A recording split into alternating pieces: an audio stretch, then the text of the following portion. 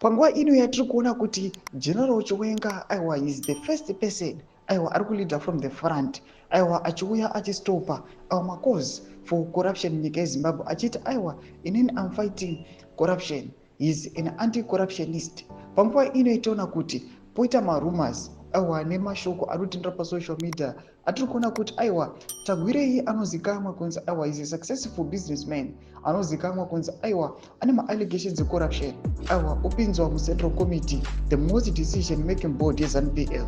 Kuti bosubscribe oleko tomebeleko tipinda mukhosi wabudanyura chiti breaking news. ZANU-PF Harare provinces anonymously co-opted Zimbabwean business tycoon Comrade Kudakwashe Tagwirei into the ZANU-PF highest decision making board, the Central Committee. Ndo masvika anobudanyurwa panapa zvinzi ndo kwaiswa Tagwirei, but pane marumors ari kutendera pasocial media zvinzi this Tagwirei is aim akaima kuno-occupy kupresident uko ndo kwari kufanira kuno-occupy.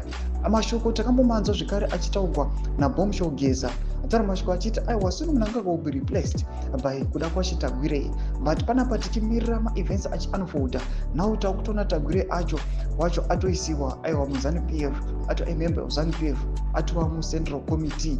Panapa chiti chinoshamisa vanhu vari kuona kuti yesterday people were fighting against corruption vachiva vachiti the end of mnangagwa must reach, but pangoenda toona ZANU-PF yacho itoramba advance ichitomobilize ichitoingrisa itoudza ma-steps forward kutoimplementa corruption. Mashoko ari kubuda panguva ino atiri kuona kuti maZimbabwe's panguva ino they are now fed up, wangotarisa zvichingoitika.